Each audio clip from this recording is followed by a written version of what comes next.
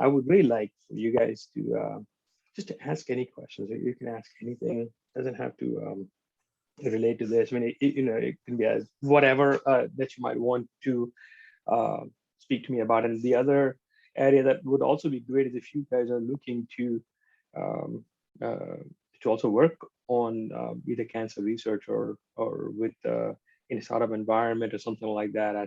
I'd be happy to hear that as well. So just let me know, and we can go from there. In any case, I will get into what I mean by ink um, a little later on. But I mean, I guess I can share that right now. It's ink is innovation from new knowledge, and I think everybody on here understands new knowledge very well. We are all at the frontiers of knowledge. We are always expanding knowledge. We're consuming knowledge, but we're also curating and creating new knowledge. But that's one aspect of new knowledge. The other one is where you take that new knowledge and translate it. And that is the hardest thing to do. Is where you take new knowledge and you translate it into innovation, because innovation, you will see it in virtually 60-70% of biomedical papers. They say, oh, innovative this, innovative that, but that's all bullshit, because innovation is when you take new knowledge and translate it into real value for real people. That's when it becomes innovation. Otherwise, it is, discoveries or new knowledge or whatever have you. But for it to be innovative, it has to translate to value. Okay. I'm getting some dings. Is there some chat that I'm missing? Or my screenshot. Okay. So this is going to be our little agenda. I think Sachin said to also speak about my background a little bit. So I'll give you a little background into that, and then we'll jump into what we're doing with cancer and also how we were able to deal with COVID and cancer at the same time. And then we'll look ahead in the future of the economy. Okay, so before I go to the next slide, I want to ask everybody here, which I can't, because this is online, it's not in person, I can't see people raising your hands. But what I want to know is how many of you in here like superheroes? I don't know what the fan level is here, or does everybody kind of know about DC and Marvel and so on? You will see that most of my presentations. Good. Most of my presentations will have at least one reference to Iron Man, and that's because I think when I was growing up, my two favorite superheroes were Superman and Iron Man. And if you know anything about Superman, you understand why everybody wants to be Superman. I mean, the guy is phenomenal. He can fly around, do all kinds of fun stuff. But it's very difficult to be Superman because, for one thing, you have to be born on Krypton, which has this red sun and strong gravitational field and so on and so forth, which is very difficult to achieve. So even if I were to go back to Bombay and change the name of the hospital where I was born and call it Krypton Hospital, I still would have this issue about gravitational constants and so on and so forth. So very difficult to be Superman. But being Iron Man is extremely easy. And I'll tell you what I mean by that. So in terms of Iron Man, really, he doesn't have any real superpowers. In fact, he's, just a regular, ordinary guy, gets beaten up a lot anyway. All you need to be Iron Man is STEAM. And the way I define STEAM is science, technology, engineering, the liberal arts, and management. So basically, anybody on this presentation can be Iron Man or Iron Person, and should be, because you all have just about everything that's needed to be a real life superhero. And by that, what I mean is translating new knowledge to innovation. That's where the STEAM really comes from. So anyway, I'm now going to go back to how I got to where we are. I was born in India, as Sachin mentioned, and then I came to the United States for my undergraduate degree. And then I graduated, started my company in the first sci-tech company in 1998. So I'm fairly old. And then everything was going really, really well until 2008 when we hit this financial crisis. And just about everybody was hemorrhaging jobs. It was a terrible scenario, major recession, so on and so forth. But at that same time, I was invited to basically be a trade ambassador for the state of Alabama because we were doing well in our company. So they wanted us to be able to reach out across uh, across the world and see if we could build some more partnerships for the state of Alabama to to guard against this job loss. I was also invited to be the chairperson for a professionals network at the time because again they were hemorrhaging jobs like crazy. So I accepted both those positions. They were both voluntary position, and I was around the world. I traveled all these places, trying to build relationships, build bridges between different parts, and that really went really well. We were able to not just connect a lot of these professionals back into jobs, but we were also able to inspire many of the young people at the time to also branch out and create their own value generating companies. And that has paid off a lot. We now have within the IPN network, we now have so many $billion companies. And that would not have happened had we not embarked on this. So everything was really good, but there was one problem. Going around the world, uh, we also came face to face with the reality that cancer was devastating. I mean, just it's pretty bad here. It's bad the world over. So when we were done with all this, I finished with both my service assignments in 2012. And so we were talking, and we said, if we're so smart, we should be able to solve this cancer problem. But there was one issue, and that is that I had no background in medicine, like at all, no biology, no nothing. So I decided to, after all that was done, go back to school. And I signed up for the nanomedicine program at UAB, started the graduate school in 2013, filed the first patent. And this was when I was working with Setu Sachin, filed the first patent for microfluidics in 2015. That patent was approved in 2018. And then, yeah, all of this stuff is good. I got my PhD, great. In May, I also got an honorary degree, so I'm actually doctor. And then we started this company in right after that because I was very intentional about what we wanted to do with the entire academic career. I wanted to make sure that we could do something about cancer. So that's how we started Surflux, and Surflux is really a portmanteau of cancer. That's where the Sur comes from. And flux is microfluidics. And if you notice, the U is not really a U, but it's a Greek letter mu for micro. Okay.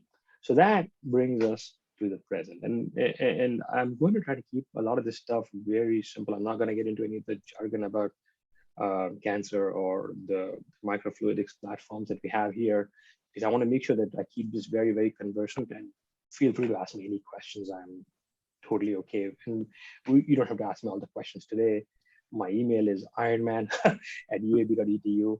Just email me whatever. We can even connect later. We can get coffee, whatever. I'm okay. I'm open to all that. Okay. Anyway, so what exactly is cancer? Roughly speaking, cancer is a software error in our genetic code. And that's when cells get confused and they believe that they're doing the right thing by getting out of control and not killing themselves. So the apoptosis engine or something else goes really crazy. Cells start to proliferate, and that's how we get cancer. We get all these tumors that grow and so on and so forth. But there is one issue, and just like software errors you get all flavors of software errors.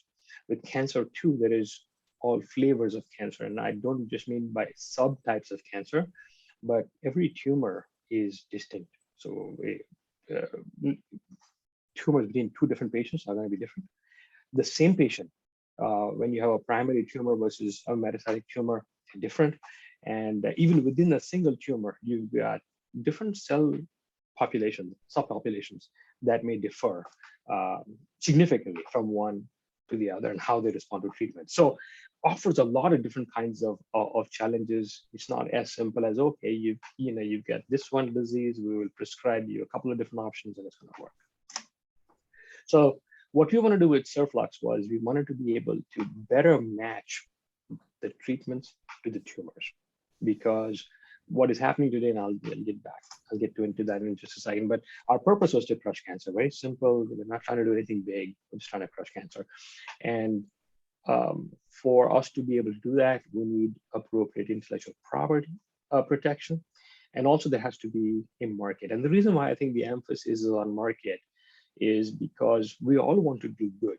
There is no question about that. I think we are all in this to do good, but to do good for over the long term, for the most number of people, you also must do well, because that's how you get the financial resources to be able to hire the right people, get the right equipment, provide the right services.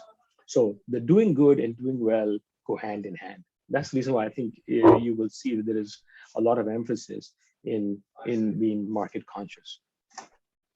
Anyway, here is something that you might already be aware that we have a very high incidence of cancer, not just in the United States, but the world over, and it's growing.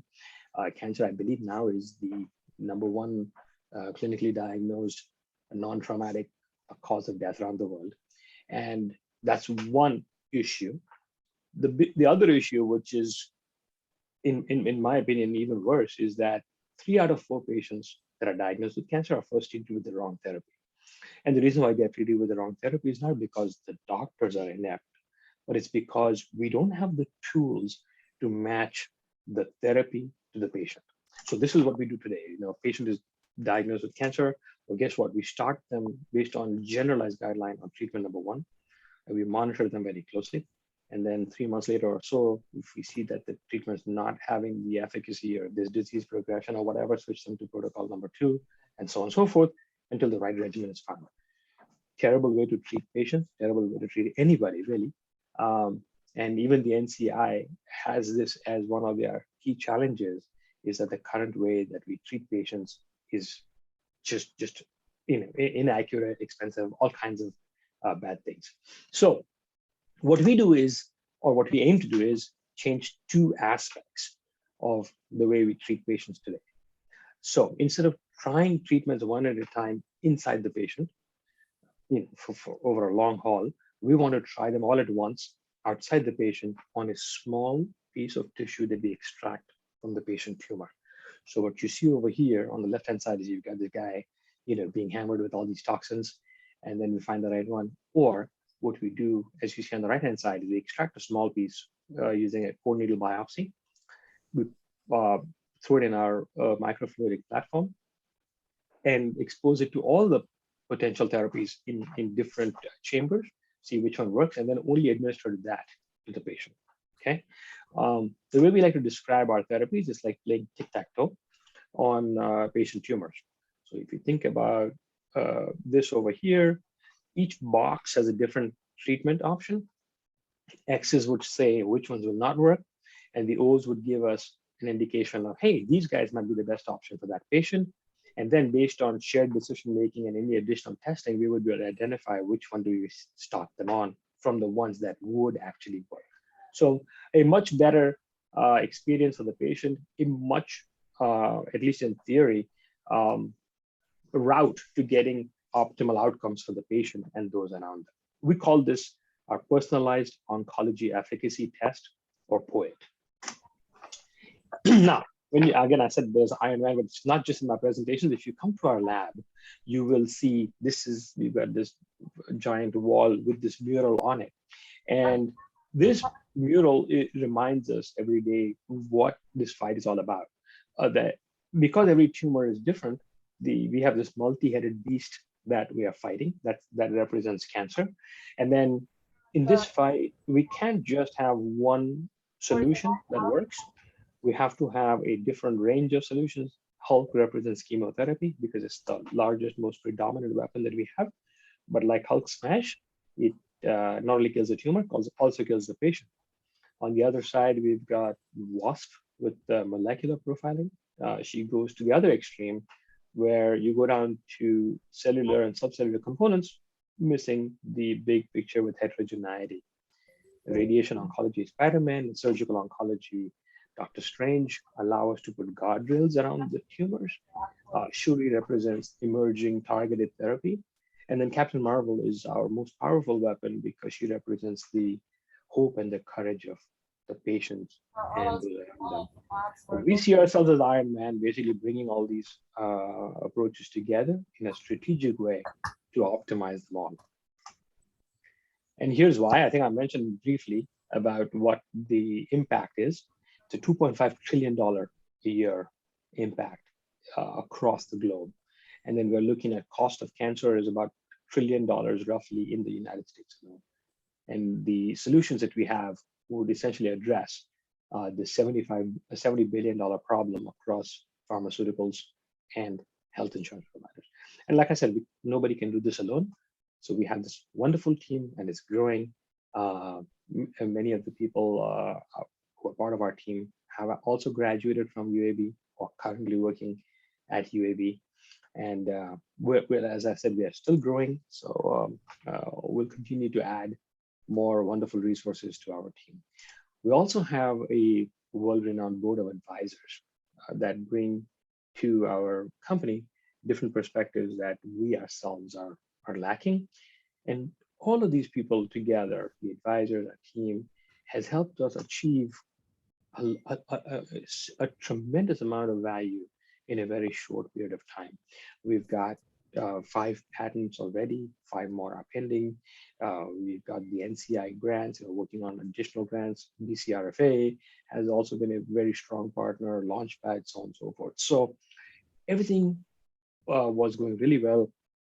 And then you always ask, what could go wrong? And guess what?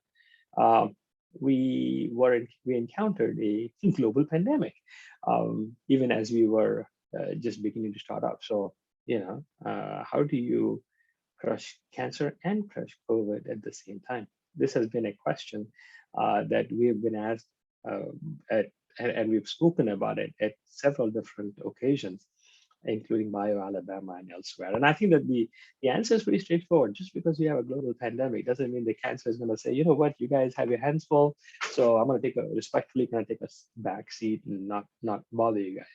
No, the incidence was actually even worse. We had screenings, people couldn't get to screenings, elective procedures were gone. We had all these challenges that we were faced with while we were still dealing with the initial challenges that cancer face. So as leaders, every one of you will, I hope you don't encounter terrible problems or catastrophic problems, but every one of you will encounter challenges that you will have to not react to, but respond to. And that's the difference. Often people just react instead of responding. And I think if you do this more intentionally, then it can be better. So the question was, okay, how do we do this? This is a question that has been asked. How do we do this? And there are a couple of different answers. First is, no matter how isolating the pandemic was and so on and so forth, we're never alone. And we should never think that we're alone, because then, like this guy on the left, we'll be carrying all the burden by ourselves. That is not a productive way to solve any problem. We have to remember that that we can always count on other people, and that we need to work together. We need to build bridges. And so that's number one thing that we must keep in mind, is that no matter what challenge we're dealing with, we're never alone. There's always help out there. We need to be able to recognize that and ask for help or offer help as needed. The second thing and this is something that we all forget. Let me ask you this. As I'm talking to you right now, we're balancing ourselves on a giant ball that is spinning at 1,000 miles per second or 1,000 miles per hour. Yes, can you imagine that? We're having this conversation, and not only that, this giant ball that's spinning that we're sitting on is also racing towards a giant ball of fire at 67,000 miles an hour or something like that. And then you've got all these other balls that are racing around the sun, and the entire solar system is racing in the galaxy millions of miles per hour, and so on and so forth. So the thing is that we have the sense that we live in a very stable condition, so on and so forth. However, that's never the case. We're always in a very unstable position. That's just the way life is. And I think once you recognize that times are always turbulent, and as leaders, we need to realize that even through turbulent times or unstable times, that we need to make sure that we stay focused on the target, and that we remember that we're not alone. And I think if we can do that, that's the kind of philosophy that we've used to get us through, not just get us through COVID, but also come out ahead. So number one, you're never alone. Number two, keep your eye on the target. And so those are the two things that were very beneficial for us throughout the pandemic. And here, we didn't just come out ahead on the cancer side. So we've been, and I'll get to that in a minute, but we were also able to address a lot of challenges on the COVID side. We were able to offer our expertise to supplement critical supply chain issues in emergency medicine. And then we shared this freely across the globe. We were part of COVID task forces, again, to make sure that we could help as many people around the world as we can. We got publications from it and all that, but that is secondary. The primary thing is that we were actually able to get ahead of this and help out people instead of just throwing our hands up in the air and saying, oh, we're all doomed. So that was on the COVID side. We also were able to continue our work on the cancer side. We got some publications out, we got additional grant funding. We also used some of the downtime because there was not enough tissue specimen available because of elective procedures being done and screening being done. We used that time to also implement training modules and so on and so forth. So we were able to not only help out considerably on the COVID side, but also able to keep moving ahead on the cancer side. All right, so that talks about the past, that talks about the present. Now let's talk about you. When we look at the future here in Alabama, so let's look at briefly, if you dial back about 30 years, most of our economy here, and even in many parts of the world, is what I call coins based, as in cash based. Everything was transactional. Okay, you have to build a coffee shop or whatever. That's a tangible business or a cycle shop or whatever. It was very, very tangible. There were construction costs which were book value, and then there was cash that was turned around, retail or whatever have you. But then we have this nice information revolution that happens, and we move to bits. We move to bits-based economic models. Alabama was a little slow to get there, but now we are there. There's a lot of activity happening in the bits environment. You look at what is happening at Innovation Depot, you look at what happened with SHIP, DC Blocks, so on. There are many good examples right here that there is a really strong and wide acceptance of bits-based businesses and economic systems. But here is where, when we look to the future, both coins and bits-based systems have served us well. But when you look to the future, the real progress, the real opportunity to push the needle forward, not just in terms of new knowledge, but also in terms of economic activity and in terms of profit, financial profit as well, is going to be in ink, which is innovation from new knowledge. And here's why. If you think about the pace of knowledge, when I graduated from my undergrad, we were doubling knowledge about every 25 years. Of course, before that, it was like 100 years and so on and so forth. Now, we're doubling knowledge almost as fast as about 14, 16 months. So every 14 months, every 12 months, even, the amount of knowledge is doubling.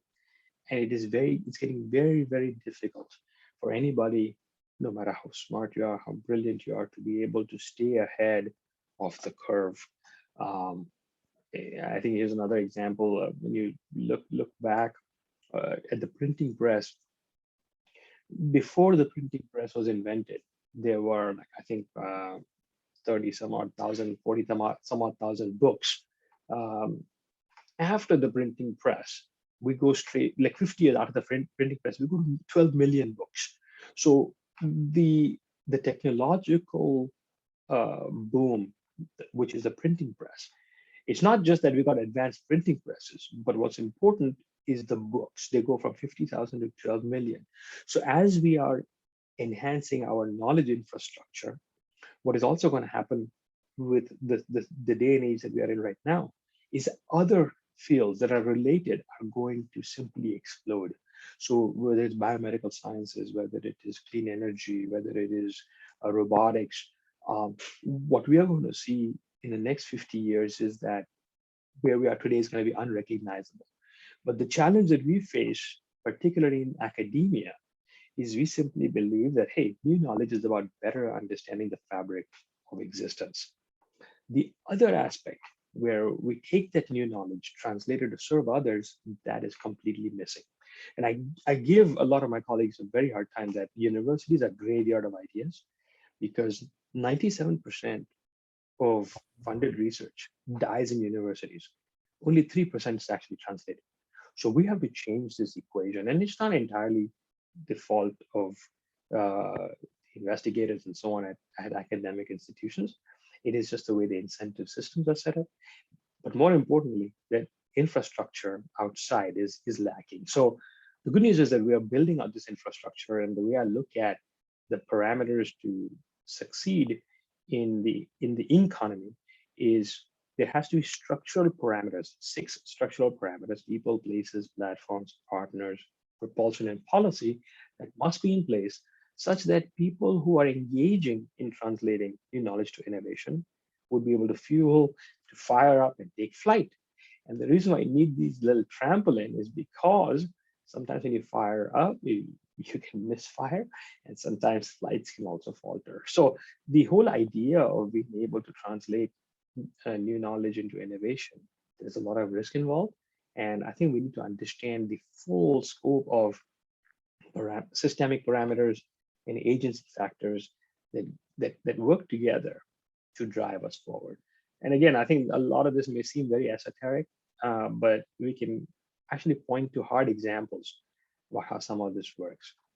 In any case, so I think what I've done is I'm just giving you a background of how, where I come from, what we've been able to do the last 3, 4, 5 years, and then how you all can also engage. This may seem a little bit abstract and daunting, but there is a pathway, or there are several pathways that you could then build upon to chart your own course.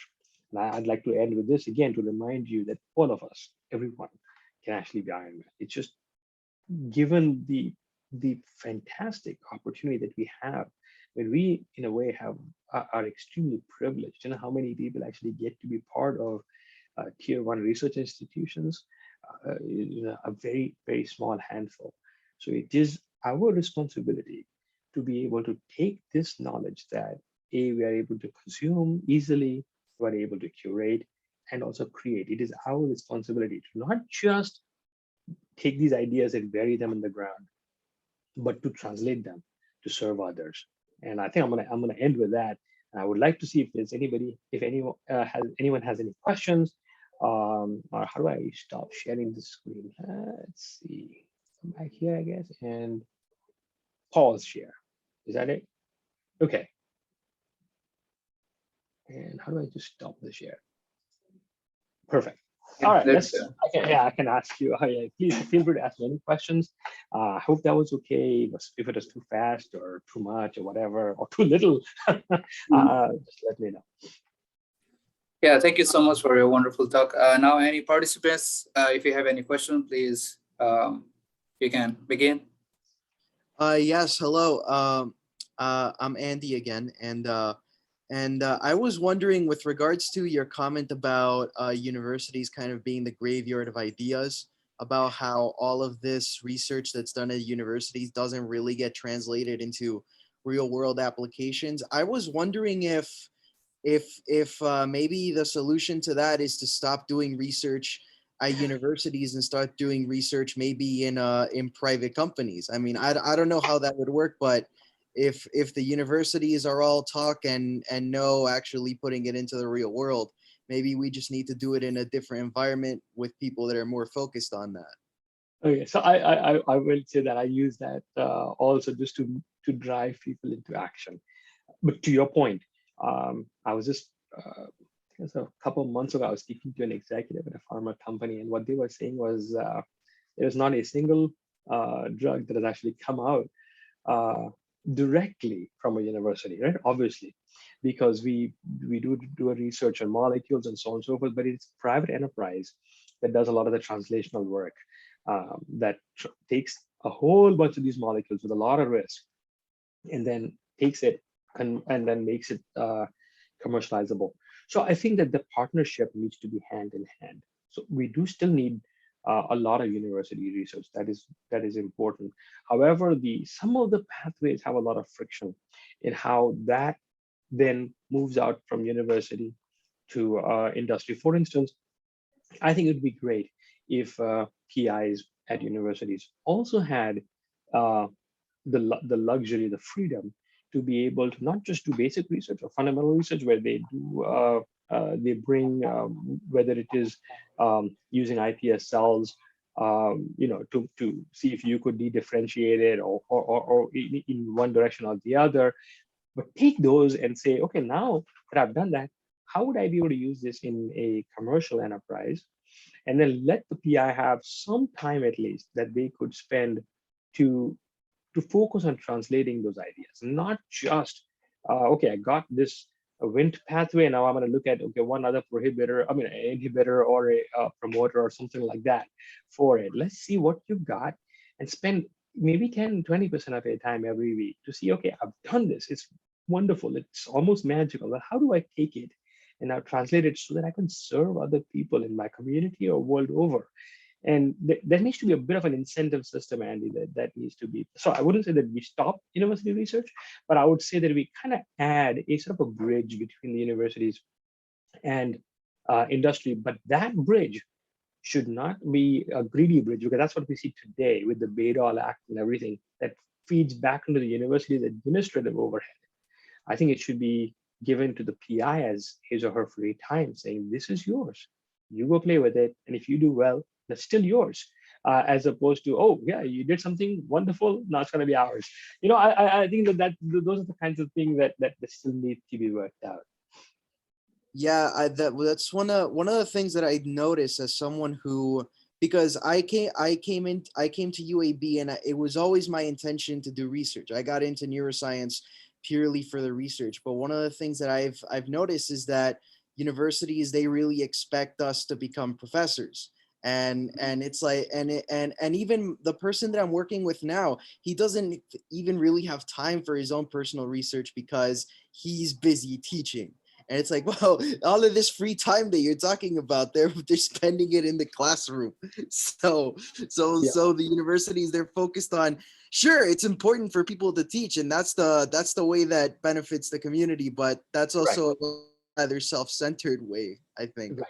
Right. No, I think so. There are no easy answers, but I think that yes, there has to be a balance, because I prefer that the brightest minds who are actually at the forefront of knowledge also teach, because that is part of our mandate too. That's part of our service, that we impart what we've learned to the next generation, because we're not going to be around forever. Somebody else needs to assume that responsibility. So the teaching has to be built in. However, I think universities must also allow for a little bit of free time. Now, having said all that, it's not all the university's fault. The PIs, when you're doing startup work, you're working 50, 60 hours easily, maybe more. And you're doing it because you love it. The thing that I also like to say is the reason why we're able to do what we do is because we are workaholics. We love what we do, and we do what we love. So, it doesn't really matter. We're able to make some of these things work out. So PIs should get some freedom from the universities, but the PIs themselves must also want to do more. You look at if you look at, I don't know if you've read the book, The Outliers. If you will see the people who really drive the needle forward, they are the true outliers in any sector. They are the ones who actually invest a lot of their own time and resources, not because they have to, but because they want to.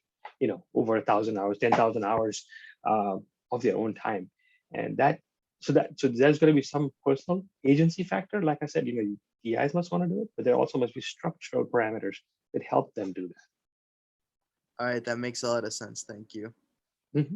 Thank you. Thank you. Now we have another question from Talong. I can read it out to you. Could you please let us know how we can prepare for industry career during PhD? Will the PhD project impact the chance of getting into industry market? Thank you for sharing. Oh no, thank you for the question. I think that absolutely. I think that everything that you're doing can really help in getting a career in industry. But I think you must know what is it that you want, even from an industry career. So what does that look like to you? When you think of when you asking this question, industry career, what in your mind, what is industry career? And then I think you need to be able to chart your path to that. To answer your question, getting a master's or PhD is very valuable because it helps you build your own resilience, and also the fact that you don't give up as easily. I think PhDs are not really any more intelligent than the rest of the population. PhDs are just more diligent. They're just more focused in achieving the goal, which may seem like sometimes you may feel like, what the hell am I doing? This stuff is never going to work out. And yet, against those odds, you still work and you get it done. And I think that's where I think PhDs, it's not about intelligence, it's about persistence and it's about drive. And I think that those are really, really important qualities even in industry. But I will caution you that when you think of industry career, and this is just my opinion, I think you should think of industry career in terms of leadership capacity, not just in terms of, okay, I'm going to get a nice little job and I'm going to get paid top dollar because I have all this expertise. You should get good money and everything, but you should want to continue to grow yourself into a higher and higher capacity, even as you assume an industry position. I don't know if that answers that question. These are very, very interesting fundamental questions. I think what Andy asked, what Thaz asking, I think these are very interesting questions. These are not something that we can just shoot off an answer to, because there are going to be multiple dimensions to each of these questions. To this question, though, a very specific question, I think you should strive for the best career options for yourself. And I will tell you that your career options will change multiple times, and that's okay. But whichever path you choose, you need to make sure that you are always ahead, not in a competitive sense, but in a sense of giving back. Because, like I mentioned earlier, I think I mentioned it in this presentation, that we are privileged. There are very few people who actually get to graduate education. And now it is our job, our responsibility to also pay back to society, because there are very few of us who actually get to do this. So we need to recognize that as a responsibility. Okay, we have another question from Meredith. She says, if going into industry is a postdoc important, helpful? Like when you do your PhD, we feel like, okay, PhD is going into academic. And now when we do a postdoc after PhD, I feel like it's a dead end now. There's no other option than academia. Again, it depends. I think everybody has their own interests. And I think if you want to be either engaged in just a lot of research work, I think maybe postdocs might help. But why not consider an industry opportunity as your postdoc? Because you've already done a PhD, you are extremely knowledgeable, perhaps the most knowledgeable in your area of work. Why not take that, go into industry and try to translate some aspects of it, and then again, but I will caution you, the problem is that the pathways between industry and academia are not as fluid. I wish they were.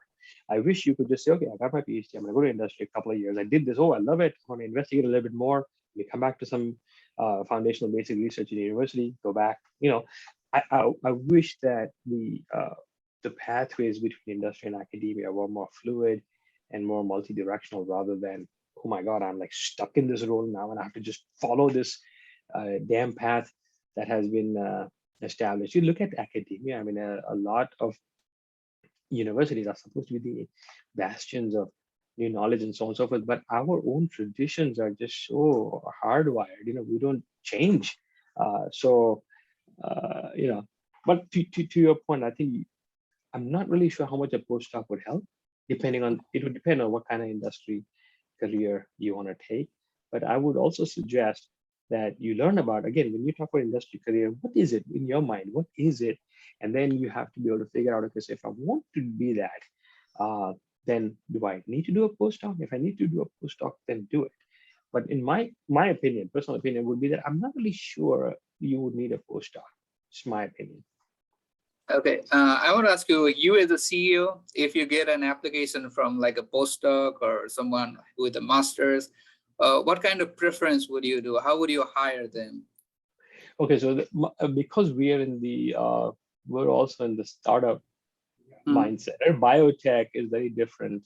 To me, what would matter the most, more than anything else, is the candidate itself. So I don't necessarily just filter out or weed out based on credentials. That doesn't really matter much to me. What I care about is, what is it that the candidate wants out of the role? How and what have they done to thus far, and where do they want to go? From my perspective, when I'm looking to hire somebody, I'm not looking to hire somebody so I can give them some tasks to do and they would go out and do it. I'm not trying to hire a robot. What I'm trying to do is I'm trying to hire someone who actually also has a passion for what we're doing, and who is interested in doing, who's interested in moving the needle forward, as opposed to saying, okay, tell me what I need to do and I'll be happy to do it. How many experiments do I run, and so on and so forth.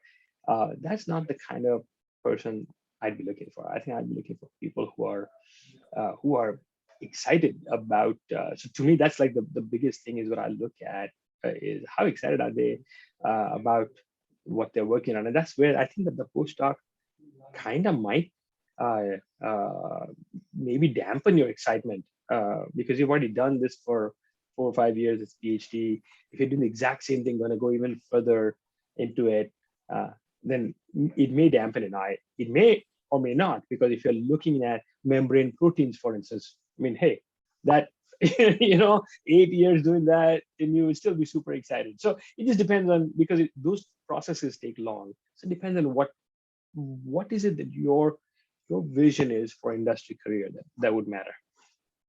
Okay. Yeah, Easter asks us or tells us, some advisors feel disappointed when you tell them that you don't want to be in academia, but rather in industry. What do you feel about it? Like, I also want to, I was also feeling the similar thing. Like you said, if 97% of the ideas in academia are not being translated, then I think the PI should feel a little different, if not the opposite. Yeah. No, I'll tell you, I think from my perspective, why some advisors might be disappointed is because they want you to contribute to developing knowledge. There is no question about that. And that's a very honorable and a noble pursuit, right? To be able to contribute to development of knowledge, to be able to expand the body of knowledge. That is a very noble pursuit. But I think that it is a graveyard of ideas, I think, if we don't translate it also. Some of it, yes, you have to have. So it cannot be 50-50, because not everything that we research is going to be translatable. So there has got to be more emphasis on knowledge development. I get it. And I think that's why some of these advisors might, it is almost like a legacy development, right? I mean, I am just so in love with this IPS cell that I've been working with. I've been doing this for 20 years or whatever. I'm not me, but I'm saying the advisor might be feeling they want to see it go forward because they see, oh, it's only a little bit more that they need to do, and it's going to be a breakthrough or something like that. So I think sometimes advisors might have that sense. And also the other thing is that they only do academia.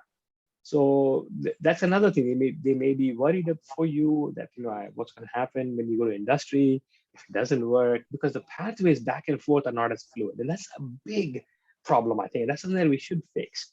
People should be able to go uh, between academia and industry freely. I don't think that there should be this iron walls, so to speak, between the two. Yeah, Salong has another question. She says, is PhD overqualified if someone goes to the industry? Is having a master's No, better? no, neither one is. Again, like I said, it depends on you too, right?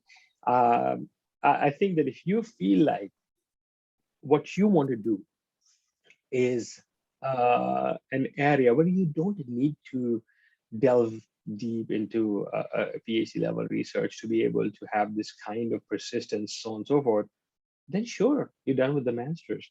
But I think if you want to be able to, dig deeper, be able to drive a certain specific aspect forward, PhDs. I got a PhD myself. I thought it was a lot of fun going through the program. It's because it's also what you make of it. So if you don't feel like, uh, and here's another thing, by the way, what would also be great, again, I'm not really sure how easy the transition would be, is you get your master's, go to industry for a few years, and then come back for a PhD instead of going just rolling one into the other into the other. In fact, so from my perspective, I came back after I was already CEO of a company, right? I came back to get my PhD. So for me, it worked in this direction where I can go back and forth. But that's also because I'm in a very privileged position, obviously, right? Because I can do this. Um, However, so I would ask you to consider. I'm not saying that this is the way you should do it, but I would ask you to consider that if you're thinking about, well, masters versus PhD, I want to go to industry, what should I do? Well, after masters, take a year or two, go to industry, see how you like, or better yet, find out what are the challenges that industry is facing, pick a problem or two that you feel is going to be durable over the next 5-10 years, because you really can't predict beyond a 5-10 year window, then go ahead and get your PhD specifically in that area, become an expert, go back, and then dramatically change your industry. I think Sam has a question. Sam? Okay. Hey, yeah, I'm here. Dr. Budhwani, thank you so much for your talk. It was very interesting. I just had a question. You mentioned earlier some of the maybe soft I think you're muted.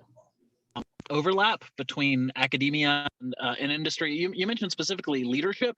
I just wanted to ask, in what way could a graduate student in an academic program right now best prepare themselves, I guess, from a leadership standpoint to succeed in industry?